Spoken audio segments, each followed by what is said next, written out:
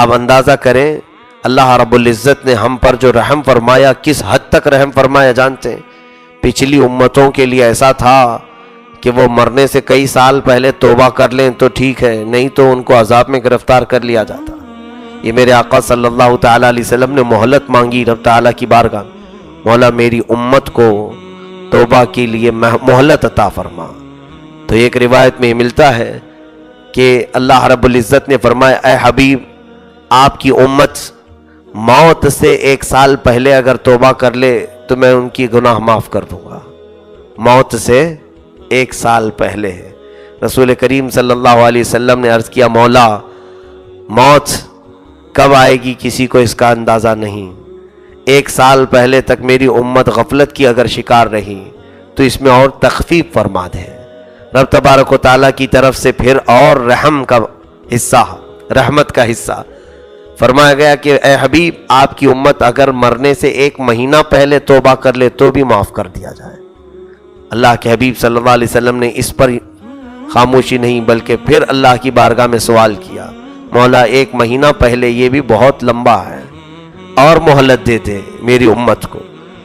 رب تبارک و تعالیٰ کی طرف سے تیسری مہلت یہ ملی کہ موت سے 1 دن پہلے توبہ کر لے، موت سے 1 دن پہلے توبہ کر لے۔ پھر میرے آقا صلی اللہ علیہ وسلم روتے رہے مولا 1 دن پہلے بھی کسی کو خبر نہیں، یہاں تک کہ رب تعالیٰ نے ہم پر اتنی رحمت فرمائی اور آخر میں ارشاد ہوا اے حبیب موت کے فرشتے نظر آنے سے پہلے پہلے توبہ کر لے تو بھی معاف کر دوں گا۔ اس وقت تک ہمیں مہلت دے دی گئی، موت کے فرشتے تمہیں نظر آ رہے ہوں اس سے پہلے پہلے اگر تم نے اپنے پچھلے گناہوں سے توبہ کر لیا تو تمہیں پچھلے تمام گناہوں سے اللہ بری فرما دے گا، آزاد کر دے گا۔ عزیزان گرامی، پہلے خود بھی نا امید نہ ہو اور دوسروں کو بھی نا امید نہ کریں مولا کی رحمت سے۔ رب تبارک و تعالیٰ کی امید دلائیں بندوں کو۔ اللہ کے حبیب صلی اللہ تعالیٰ علیہ وسلم یہی تو فرماتے کہ تم میں سے چاہے جس کے گناہ جیسے بھی ہوں وہ آئے بارگاہ رب العزت میں۔ قرآن میں کئی جگہ مولا فرماتا ہے شرک اور کفر کو چھوڑ کر اس کے علاوہ جو بھی گناہ ہوگا مولا اسے بخش دے گا، معاف کرے گا۔ صلح کرو، رب تبارک و تعالیٰ کی بارگاہ میں آؤ اور اسے منا لو اس سے پہلے کہ تم پر اللہ کا عذاب آ جائے۔ وَأَنِيبُوا إِلَىٰ رَبِّكُمْ وَأَسْلِمُوا لَهُ مِن قَبْلِ أَن يَأْتِيَكُمُ الْعَذَابُ ثُمَّ لَا تُنصَرُونَ۔ اللہ فرما رہا ہے عذاب آنے سے پہلے، گرفتار ہونے سے پہلے پہلے تم واپس آ جاؤ، پکڑے جانے سے پہلے۔ پھر آگے اگر پکڑے گئے عذاب آ گیا تو آیت کا آخری حصہ یہ ثُمَّ لَا تُنصَرُونَ، تمہاری پھر کوئی مدد نہیں کی جائے گی، کوئی مدد نہیں کی جائے گی۔ سوچو اللہ جب فرما رہا ہے مدد نہیں کی جائے گی تو اس کے بعد ہے کون جو مدد کرے گا؟ کوئی اس کی ذات کے بعد مدد کرے گا؟ تو اس چیز کا خیال رکھیں کہ ہمیں پتہ نہیں ہے کہ ہماری زندگی کی کون سی رات آخری ہے۔ ہر رات ہمیں توبہ سے رات گزارنی چاہیے۔ صبح اٹھو تو توبہ کر کے اٹھو، اور اپنے زندگی کے شب و روز میں ایسی جگہوں پر جانے سے بچو جہاں تمہاری موت آئے تو سیدھا جہنم میں لے جانے کا سبب نہ بن جائے۔ ایسی جگہوں پر اپنا وقت نہ بتاؤ کہ وہاں پر تمہاری موت آئے تو پھر تمہیں عذاب کے ساتھ اٹھایا جائے۔ عزیزان گرامی، ایک بات یاد رکھیں کہ موت تمہیں اس جگہ تک لے جاتی ہے جہاں تم مرنے والے ہو، یہ صحیح ہے، لیکن بندے کی خواہش کا بھی احترام ہوتا ہے۔ بندہ اگر نیکیوں پر مرنے کی تمنا رکھتا ہے تو مولا اس کو نیکیوں تک لاتا ہے، پھر موت دیتا ہے، نیکیوں تک لاتا ہے۔ کئی ایسے لوگوں کو ہم نے دیکھا ہے، پچھلے سال ہی کی بات ہے شاید، مدینہ طیبہ میں روضہ رسول پر ہیں، انڈر گراؤنڈ نیچے جو وضو خانے ہوتے ہیں، ہم وضو کے لیے ظہر کی اذان ہونے والی تھی، گئے وہاں پر، سارے اذان اور نماز سے پہلے سارے فل رہتے ہیں، تھوڑے انتظار کے وقت ایک صاحب آئے، ویل چیئر پر تھے، بغل میں کھڑے رہے، کہا کہ مجھے استنجا کے لیے جانا ہے، تم اپنا نمبر مجھے دے دو۔ تو ہٹ گئے ہم، وہ عمر والے تھے تو ان کو بھیج دیا۔ اندر جا کر کے آنے کے بعد وضو کیے، وضو کرنے کے بعد اوپر مسجد نبوی شریف کی طرف آ رہے ہیں، میں ساتھ میں ہوں۔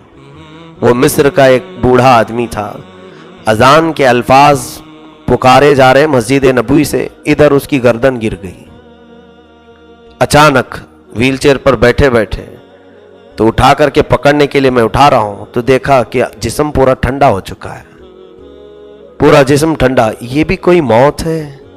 यानी अभी हमारे साथ वजू किया साथ ने और मस्जिद नबवी शरीफ में अंदर दरवाजे तक आ चुका है और मुअज्जिन अजान पुकार चुका है। आधी अजान नहीं हुई थी कि ये अपने बैठी हुई जगह पर ही अपनी गर्दन टेढ़ी कर चुका था। शुरू में तो पता नहीं चला, फिर जब पुलिस को बुलाया गया सारी चीजें पता चला कि ये तो इंतकाल कर चुका है, कोई था नहीं। रिश्तेदारों को जिस तरह से भी उनके कार्ड से बुलाया गया, बेटा दौड़ता हुआ आया और आकर के उसने देखा और उसके बाद कहा कि मेरे बाप हमेशा दुआ करते थे, हमेशा दुआ करते थे कि ऐ अल्लाह मुझे रसूल के कदमों में मौत दे।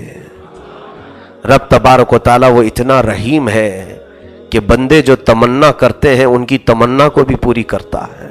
मौत तो सबको आनी है मेरे अजीजों, मौत सबको आनी है, लेकिन जो आवारगी में और इसी तरह लापरवाही में दुनिया से चले गए उनकी क्या मौत है। इसीलिए शायर ने कहा है, मौत उसकी जिसका करे जमाना अफसोस, यूं तो यहां आए हैं सभी मरने के लिए, यूं तो यहां आए हैं सभी मरने के लिए। अल्लाह रब्बुल इज्जत तुम्हें वो हिस्सा अता करेगा जिसकी तुम तलब रखते हो, मौत के हालात में भी, मौत के लिए भी। और इसी तरह के कुछ वो हालात भी देखे, शायद मैंने इससे कबल बयान किया। एक इलाके में दो नौजवान बाइक राइडिंग करते हुए शब बारात में, बड़ी रात है, एक्सीडेंट हो गया, गिर गए, लाशें उठा करके लाई गई, उनके मुंह में से शराब की बदबू आ रही है। नौजवानी का आलम है, 20-22 साल की उम्र। उस दिन बड़ी रात है, इबादत की रात है, सारे लोग गुस्ल करके अच्छे कपड़े पहन करके मौला को मनाने के लिए मस्जिदों में आते हैं और किसी की मौत उसे गुनाहों के अड्डे पर ले गई और उसी हालत में वो उठाया गया। अजीज़ा ने गिरामी, और गालिबन पिछले रमज़ान में भी एक ऐसा ही वाक़या पेश आया कि किसी नौजवान को कत्ल कर दिया गया और उसकी भी हालत ऐसी ही कि वो अय्याशी के लिए रात में गया था रमज़ान के दिन और वहीं से लाश लाई गई। तो यहाँ पर एक बात याद रखें कि अल्लाह रब्बुल इज़्ज़त की रहमत से इतनी उम्मीद रखो और हमेशा डरते रहो कि मौला मेरी तलब यह है, तमन्ना यह है कि अच्छाई पर मुझे तो दुनिया से उठा। यकीनन मौला तुम्हारी इस तलब को पूरी करेगा। और अगर कोई मांगता ही नहीं तो रब तबारक व तआला फरमाता है इस बंदे को अब मेरी हाजत नहीं रह गई, ये मुझसे तो सवाल भी नहीं करता है। दुआ न करने वाले के लिए मौला ताला फरमाता है कि अब इस बंदे को मेरी हाजत ही नहीं रह गई। अजीज़ान गिरामी, ये आयत बड़ी हौसला अफजा है। ला तक़नतू मिन रहमतिल्लाह, अल्लाह की रहमत से ना उम्मीद ना हो। यहीं पर हज़रत सुफियान सौरी रदी अल्लाह ताला अन्हु की वो दुआ भी याद आती है। वो हमेशा ये दुआ करते थे, इलाही लस्तु लिल फिरदौसी अहला वला अक़वा अला नारिल जहीमी फ़ग़फ़िर दुनूबी बिफ़ज़्लि जूदिका या अल्लाह। ऐ अल्लाह, देखा जाए तो मेरे अमल तेरी जन्नत में जाने के काबिल नहीं हूँ, मैं कहाँ तेरी जन्नत में जा सकूँगा, लेकिन ऐ रब्बे ज़ुल जलाल, तेरे दोज़ख के अज़ाबात इतने भारी हैं कि वो सहने के भी काबिल नहीं हूँ, मैं तेरे अज़ाबात को बर्दाश्त करने के भी काबिल नहीं हूँ। तो अब रहा क्या, बस तेरे फजल पर मेरा फैसला मौकूफ़ है।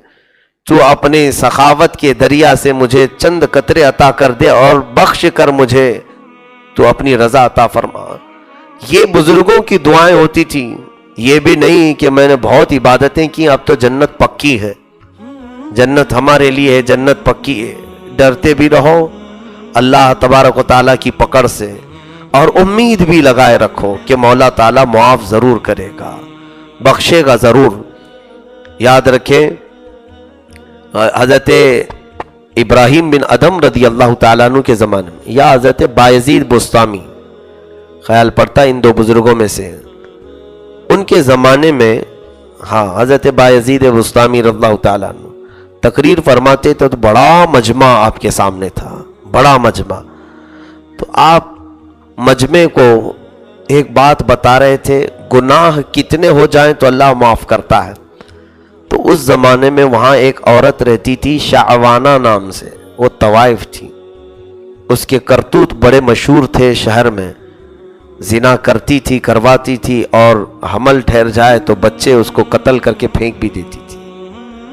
तो उसके गुनाह मशहूर थे। तो हज़रत बायज़ीद बुस्तामी रज़ी अल्लाह तआला अन्हु बयान कर रहे थे मजमे में। लोगों ने पूछा कि हम अगर गुनाह कर लें तो अल्लाह कब तक माफ़ करेगा?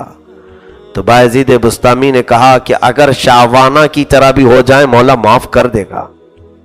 वो खातून उसी जगह से गुजर रही थी, बस अल्लाह वाले की ज़ुबान से ये जुमले निकलने थे। वो रोने लगी, क्या मेरे भी गुनाह माफ़ हो सकते हैं? क्या मुझ जैसी औरत भी बख्शी जा सकती है? इसका नाम मिसाल में पेश किया जा रहा था कि ऐसी भी हो तो दिल पर असर कर गई। बयान जब ख़त्म हुआ तो वो बायज़ीद बुस्तामी की बारगाह में आई, कहा कि आप जिस खातून का नाम ले रहे थे क्या आप उसको जानते हैं? कहा नहीं जानता, देखा नहीं हूं, लेकिन सुना है उसके चर्चे बहुत, गुनाह करती भी है और गुनाहों के अड्डे सजाती है। आप बोलते गए, वो रोती गई, कहा वो शाहबाना मैं हूं और मैं आपके दरबार में एक सवाल लेकर के आई हूं। आपने मिसाल में बयान में कहा, हकीकत में आप मुझे बताएं क्या अल्लाह मुझे अब भी माफ़ करेगा? हज़रत बायज़ीद बुस्तामी ने कहा, जा वज़ू करके आ और 2 रकात नमाज अदा कर ले, फिर मैं तुझे बताता हूं कि अल्लाह ताला कैसी बख्शिश फरमाता है, कैसे रहम फरमाता है। वो गई, वज़ू किया, तहारत के बाद मुसल्ला बिछाया, वो मुसल्ले पर चली गई। बायज़ीद बुस्तामी कहते, ऐ मौला, मेरी तबलीग के बाद एक तेरी भटकी हुई बंदी को मुसल्ले तक मैंने पहुंचा दिया, उसका सर अब सजदे में गया है, यहां तक मेरा काम था मौला, इसके बाद उसे पाक करना तेरा काम है। वो सजदे से सर उठाई नहीं, यहां तक के काफी वक्त गुजर गया, और उसके बाद फिर जब वो सजदे से सर उठाती है तो उसकी कैफियत बदल चुकी थी, और वो धाड़े मारकर रोने लगी। कहा, ऐ बायज़ीद, जिंदगी भर जो ऐश किया उसमें मुझे वो लुत्फ नहीं मिला जो एक सजदे में मिला। आज मेरा दिल हल्का हो गया। जानते हैं उसके बाद फिर उस खातून की तौबा इतनी मशहूर हुई कि उस शहर में अगर कभी कहत पड़ता था तो इसके वसीले से दुआ की जाती थी।